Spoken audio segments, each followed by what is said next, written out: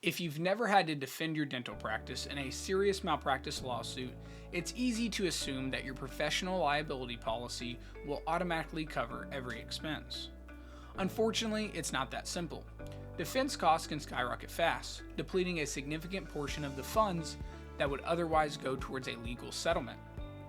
If you're unsure about how your policy handles these claims expenses, you could wind up paying more out of pocket than you ever imagined. Now, claims expenses are all the legal costs that accumulate during a malpractice lawsuit. As a dentist, you already know how quickly fees can add up. And although you might feel confident that your policy limit will handle any settlement or judgment, you may be overlooking the many smaller costs of litigation. Once your insurer fulfills the obligations listed in your policy, any remaining unpaid expenses may fall on your shoulder. So if you're interested in learning more about this topic, please stick around because that's exactly what we're going to cover in today's video.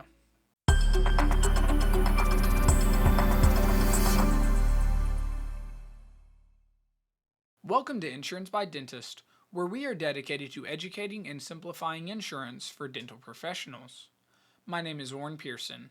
I'm the Vice President at Insurance by Dentist and author of the book Insurance for Dentists Malpractice Edition. Thank you so much for joining me today. We bring brand new videos to you every week, so if you enjoy this video, make sure to like and subscribe for more content. Let's jump right into today's topic: the difference between defense costs inside versus outside the limits of liability in your dental malpractice insurance policy. I want to start by helping you understand how dental malpractice insurance protects your practice. For dentists, this coverage typically includes the cost associated with claims that allege professional mistakes. This includes misdiagnosis, procedural errors, or failure to obtain proper consent. Your policy generally covers legal expenses, including attorney fees, court judgments, and settlement costs. It can also help with other expenses, such as board inquiry fees or penalties from licensing authorities. The primary expenses that we are worried about today is the legal expenses associated with a dental malpractice claim. These costs can range from tens of thousands to hundred thousands of dollars. This depends on the complexity of the case and whether it goes to trial or settles.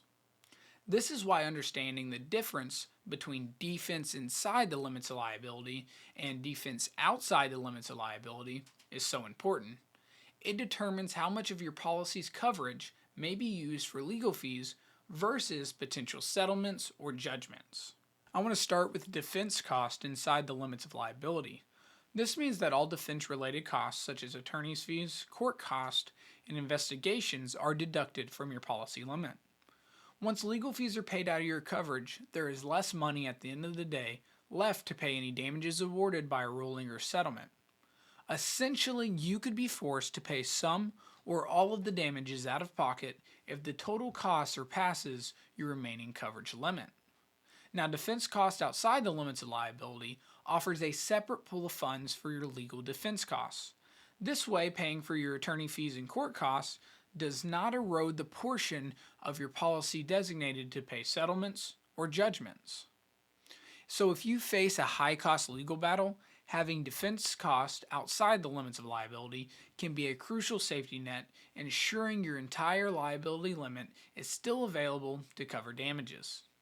I want to look at an example. Let's imagine you have a $1 million dental malpractice policy.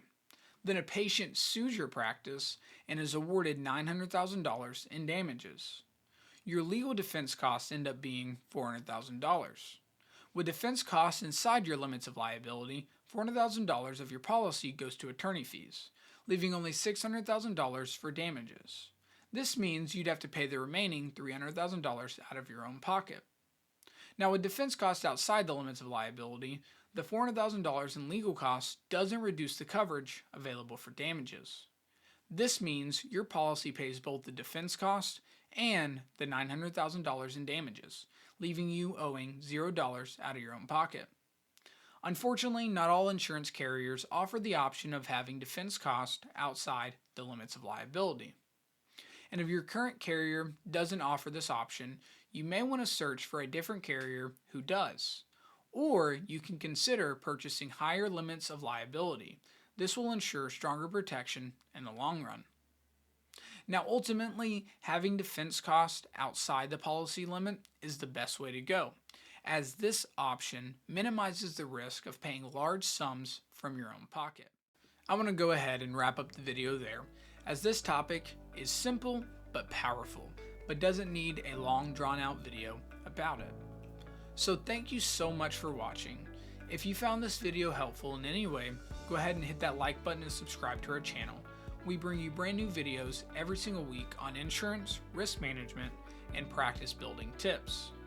And if you have any questions or suggestions for future videos, please leave a comment down below. I would love to hear from you. And remember, if you want to explore any of these topics in greater details, you can find my book, Insurance for Dentists, Malpractice Edition, in the description. And if you need personalized guidance or have any more questions, feel free to reach out. We're here to help.